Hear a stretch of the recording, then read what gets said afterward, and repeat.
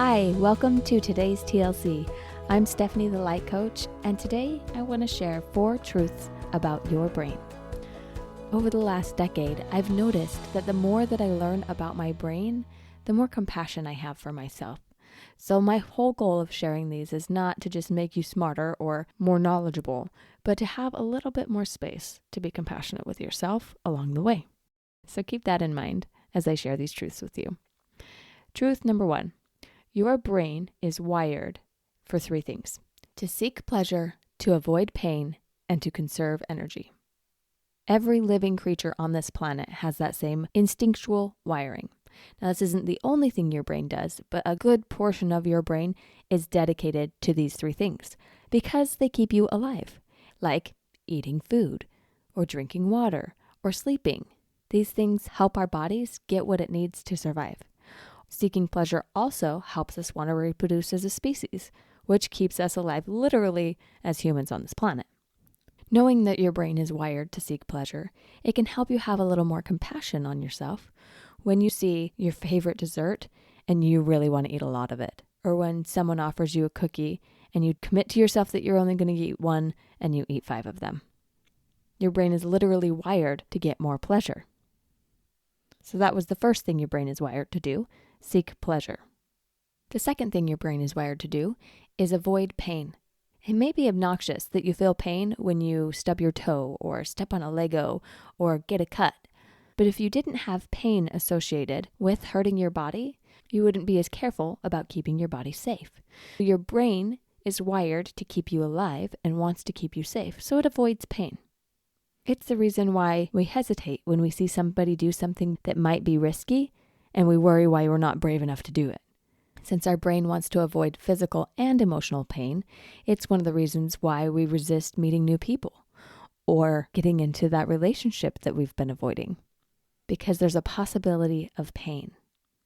Knowing this helps us drop the judgment and instead get curious about why we're avoiding pain and if it really aligns with our values. The third thing your brain is wired to do is conserve energy. Like all other living things, we only have a certain amount of energy in the day, and our brain's job is to determine which tasks are worth your energy. Now keep in mind that your brain also wants to seek pleasure and avoid pain, so it does not think doing the dishes is important. It thinks sitting on the couch and watching Netflix is way more important than doing the dishes, because that does not take a ton of energy. This is also why it loves social media, because scrolling through and checking different things feels pleasurable and takes a very little amount of energy.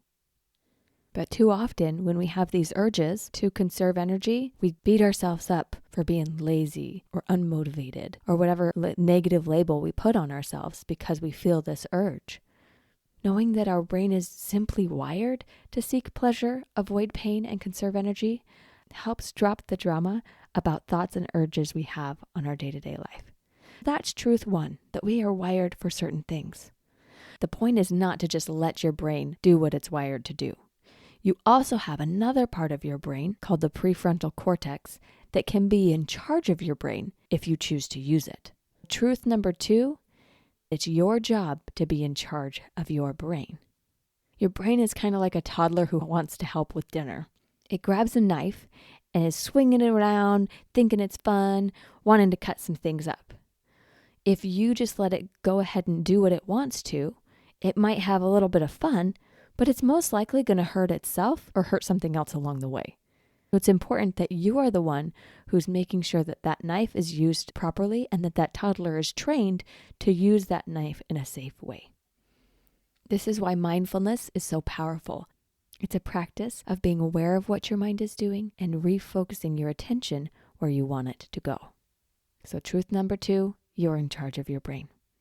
Truth number 3 was implied in the others, but I want to be really clear about this. You are not your brain. So often we muddy that line and we say, I'm the type of person who, fill in the blank. I'm the type of person who procrastinates. I'm just not a morning person. I'm the type of person who gets easily angry and lashes out at people. I'm the type of person who just really doesn't do well with a schedule. All of these beliefs that we have are based on how we've shown up over time. what our actions have been, but our actions just come from our beliefs. We believe something and we practice thinking it, and then we create that in our lives. But the reason why we show up that way is because our neurological pathways in our brain have practiced that path so many times that it feels natural to do it. So we think that it must be part of our personality. It must just be who we are. Now, I'm not saying that you are only your thoughts and there's nothing that is inherently you. What I am saying is that there are parts of your brain that you have just trained to be that way. And this is great news, because if you trained it to be that way, then you can train it to be whatever way you want it to be. If you think you're not a morning person, but you actually want to be a morning person, it's totally possible for you to rewrite that. It just takes practice and effort and takes you being the boss of your brain. It takes you understanding what your brain is wired to do and knowing how to answer your brain when it offers you suggestions, like sleeping in, cuddling with your pillow, and snoozing your alarm clock.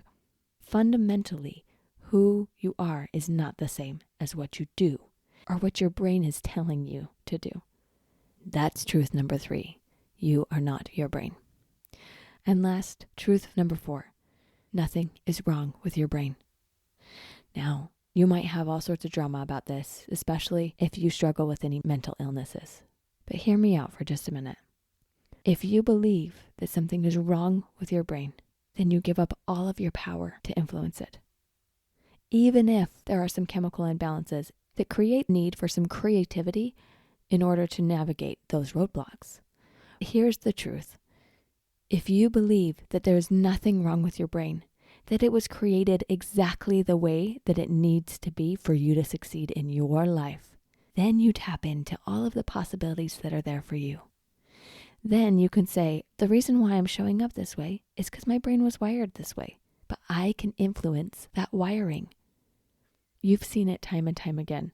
The most hopeless people that you feel like their lives were in shambles find motivation to manage their brain, to redirect some of their natural wiring to be more useful to them, and to recognize who they are on the inside and who they want to become, and to create that.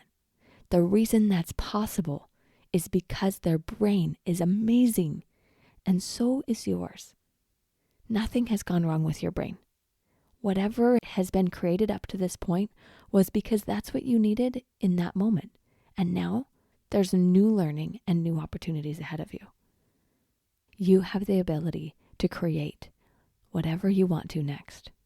And hopefully these 4 truths about your brain will give you more space to drop the judgment about how you've shown up in the past and spark some curiosity about what's possible for you next.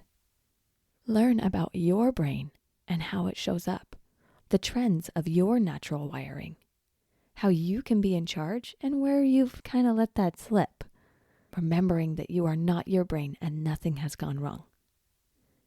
Here's today's TLC takeaway. Commit right now to add curiosity instead of judgment. Because awareness is power, and curiosity is the key to unlocking what's possible. If you want to learn more about how to think light, feel light, and live light, then hop on my website, thelightcoach.com, to schedule a free intro session and explore what's possible for you. That's the LIGHT coach.com. I promise you, it'll be an adventure that you will never forget.